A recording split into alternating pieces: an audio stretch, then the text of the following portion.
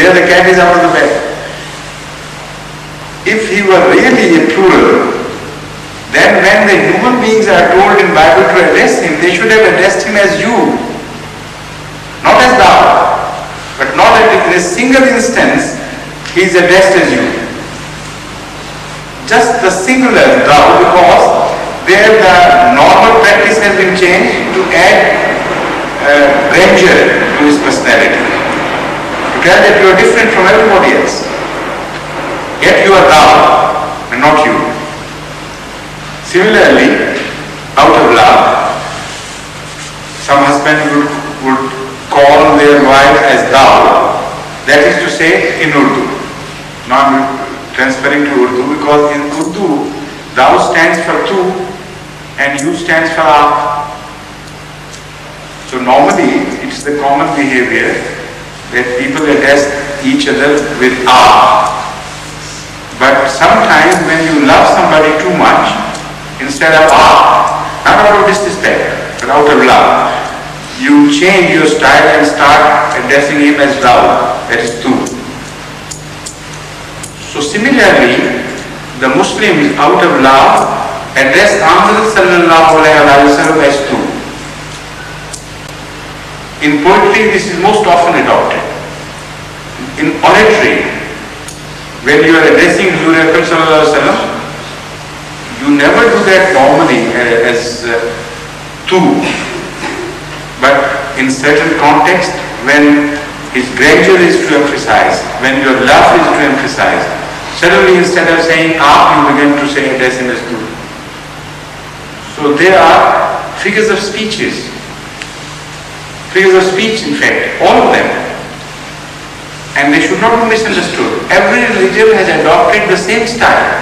So has Islam.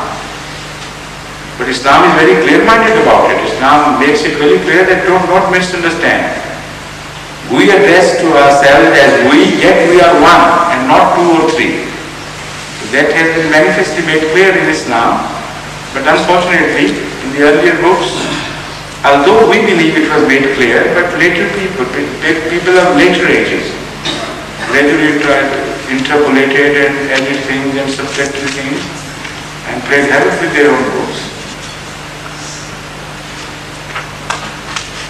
I hope you are satisfied, and I hope you will satisfy others as well.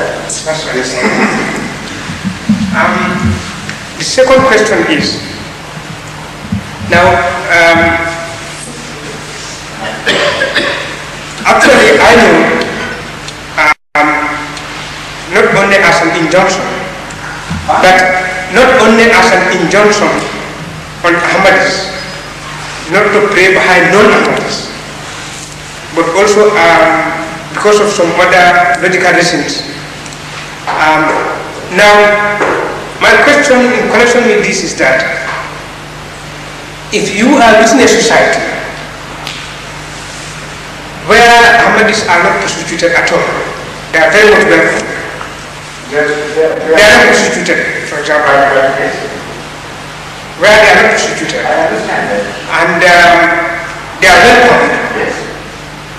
Now, if you find yourself in such a society, and for example, prayer time trying to say in a family, for example, whom you've been trying to preach, and they've been listening to you nicely, just to understand the difference between you two. Now, it's time for prayer, and say within that family, there's a London man who is sort of fond of leading in prayer. If prayer time comes, are you right to start speaking? I understood where you would be like leading me. That's very good. So I know the question. Thank you. Sit down. Thank you. The question is, first of all, that why Ahmadis do not say their prayer behind others. Without understanding this, you cannot answer this question. Is it because they persecute you? No, sir. Not at all. It has no bearing. No relationship with persecution at all. The fundamental thing to be understood is this, that we believe that Imam who was prophesied by Ahmad sallallahu alaihi wasallam has come. has appeared. And this is now the common belief in every sect, that once Allah has sent an Imam from Himself, it is He who has the right to lead everything. He is a leader sent from God, and every other leadership disappears the moment He appears.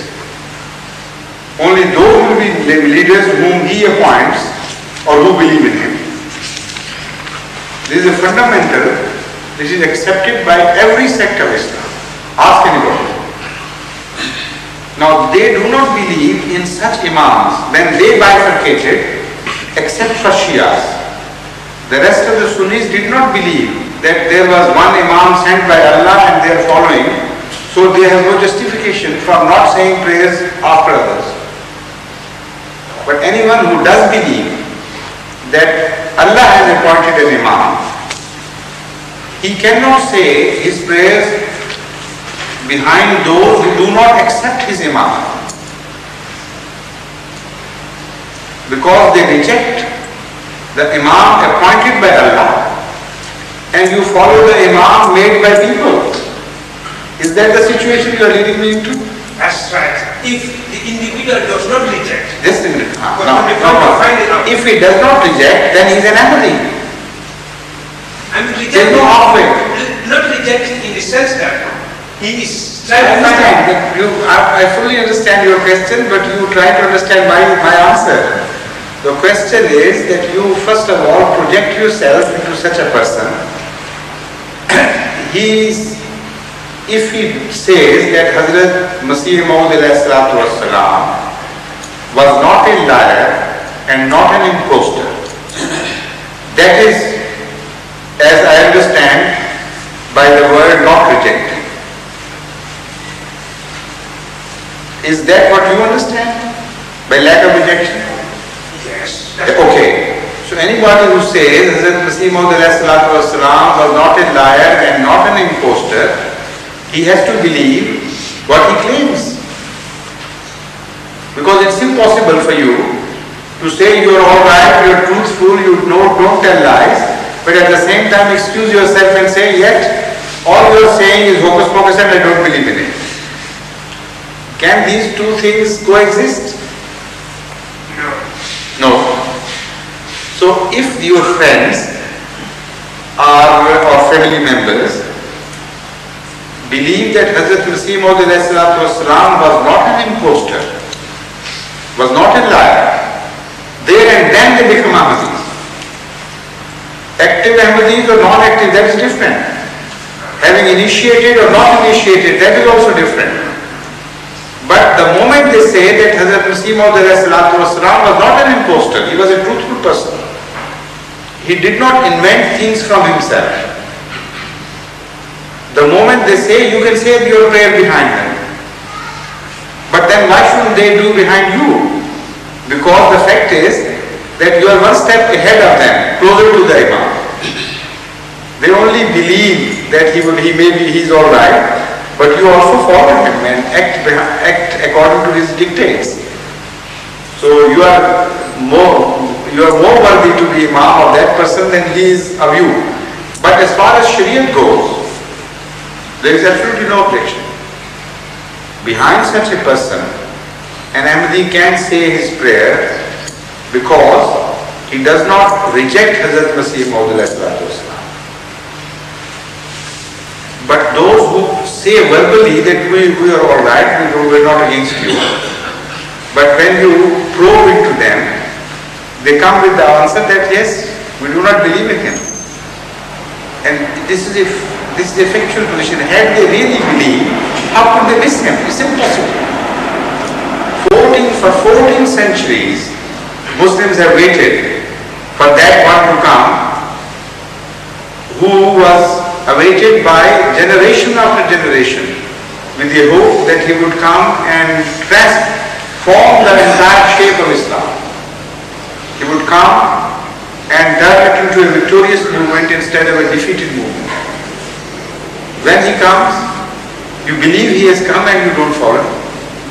I can't believe that this can happen. While Muhammad sallallahu alaihi wasallam has painted a completely different